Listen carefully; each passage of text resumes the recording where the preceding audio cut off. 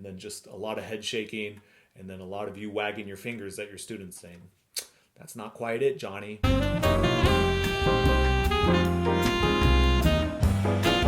I can't believe I'm already back with some C sharp fingerings in the Altissimo for alto saxophone. The first on our list is always and forever, a potato fingering.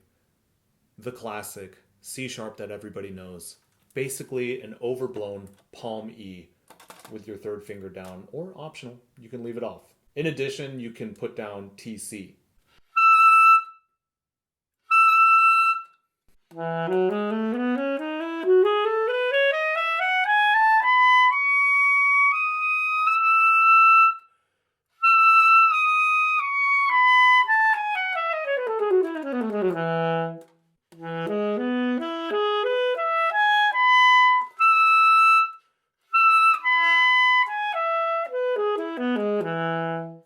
Practicality wise, this is very easy to get to, so very high.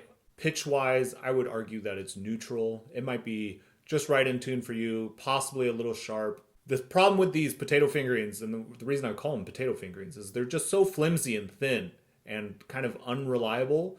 Not unreliable, but just flimsy and thin, if you catch my drift. That they can kind of go any way your reed is going or any way that your embouchure is going pitch-wise. They just don't have a real backbone to them. Next on our list is an invention of my own. This fingering is quite neutral to flat.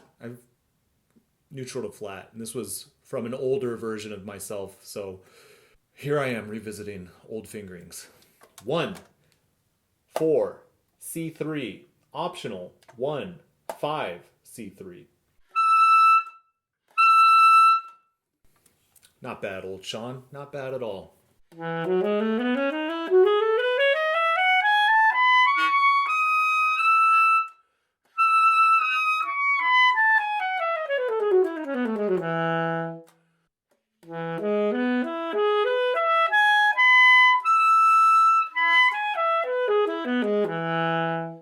Doing this C sharp series is kind of at the crest of the precipice of the ignorance of my knowledge. That makes sense to somebody. What I mean to say is, when I do these arpeggios, it's really hard to come down, especially from the flatter fingerings, like these first two that I am demonstrating for you. So keep that in mind when you're choosing your fingerings. Just because you can get there doesn't mean you can necessarily come back. And it's all context dependent, depending on the passage or whatever you're trying to accomplish. The next fingering is the note that everybody accidentally gets when they're trying to hit their first high G. By G, I mean X, 4, and TA, right? We all know this sound. And then just a lot of head shaking, and then a lot of you wagging your fingers at your students saying, "That's not quite it, Johnny," or Jane. So that fingering, of course, is X and 4 with an optional TA. Although I don't know who would ever want to put down TA to raise the pitch. If that's you, man, good for you. X and 4. This fingering is quite sharp. Practically speaking, you can get to it from anywhere, so very high on the list. Reliability, it's up there. It's high. It's definitely high.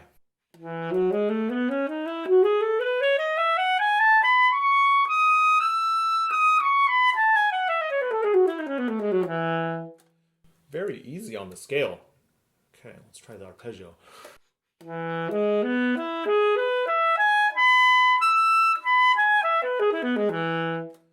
Money, and that's exactly what I'm talking about. Because I don't have to clamp down to get that C sharp to speak, it kind of leaves me open to go back down in the regular register and even reach other altissimo notes. So that's something to consider. If you're eking your way up just to get to high notes, you probably can't come back down. And that's going to come especially into play later in the series when we do the, I don't know what to call it, super high harmonics, the top tones, the really high stuff. Credit goes to Marcus Weiss for this next fingering. The fingering goes C4, C3, and TC. This fingering is very low on the practicality side. It just doesn't feel good to only touch your high F key and straddle these two side keys. C3 and TC. The pitch is incredibly sharp, but I like it because it's very clear. It's relatively reliable, although like I said earlier in the series, all the fingerings basically above high A are very reliable. Everything speaks pretty clearly. There's some threshold that you cross once you get above high A where Altissimo just kind of becomes a breeze. And then that gets cut off when you get, I don't know, past high D. I'm going to attempt to play this in scales. It's a little under practice, so apologies in advance.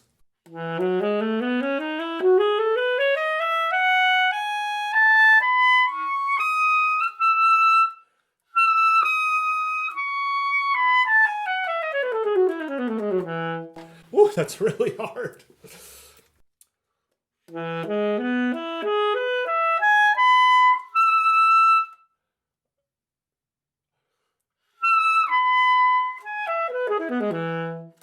Okay, so interesting point.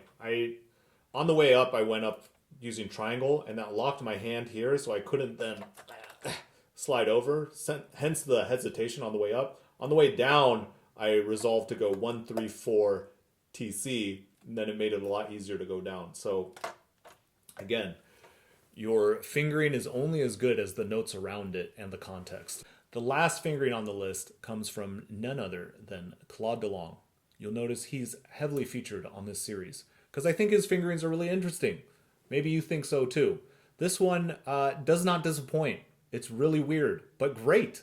So check it out. The fingering is really complicated. You gotta kind of like move your pinky. I'm just kidding. It's just one. That's right. One in the octave key.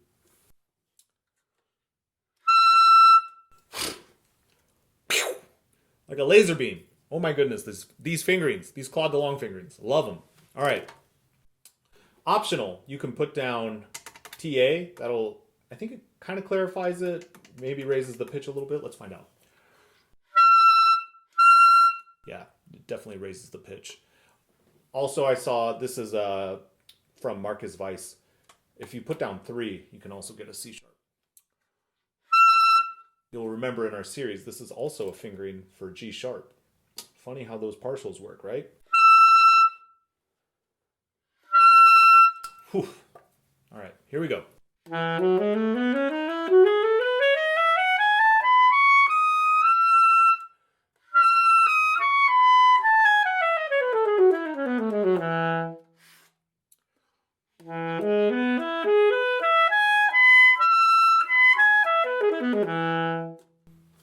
Again, because it's so sharp, it just leaves you so open and gives you that ability to go up or down. Very, very cool. Practicality, off the charts, 9.9. You're fingering a B for goodness sake. Pitch, sharp, clarion, speaker, laser, unbelievable. Reliability, okay, less so. It's a little awkward to play at first, but I think once you find that sweet spot, it's not bad, but just because it's so hard initially to learn, I put it very low on the scale. I'm sweating after that one. C sharp is not very fun to play and not very fun to record, but I hope you learned something. I hope you enjoyed it. If so, go ahead. Just, it's right there. Go ahead and tap that like button and subscribe. What are you waiting for? Tap the subscribe button right now. Are you not a subscriber? Are you watching my videos, getting all this free, awesome information and not subscribed? Subscribing helps me, it helps my family, it helps you, it helps the community, it helps the world. So go ahead and touch that subscribe button. And if you really feel like it, touch the notification bell and shoot me a message, okay? I would love to get a discussion going. What are your favorite C sharp fingerings? Did I miss some? Was my sound terrible on the ones that you loved the most? What C sharps do you hold closest and dearest to your heart? Let me know in the comments section and I'll get back to you. I reply to all the comments. This is your chance. I'm pretending like this channel is going to blow up. It's so silly. This is your chance right now, while we're just a small grassroots thing, to comment and get a reply from me, because that's a big deal, That'll conclude the video. I don't have anything else to say about C sharp. I'm really glad I'm done with this video, because C sharp's not great. See you in the next one. Stay tuned. Next in the series, obviously, is high altissimo D. I have a few little unique things I like to say about high D. it's a great one. So you don't want to miss that. Stay tuned. Bye.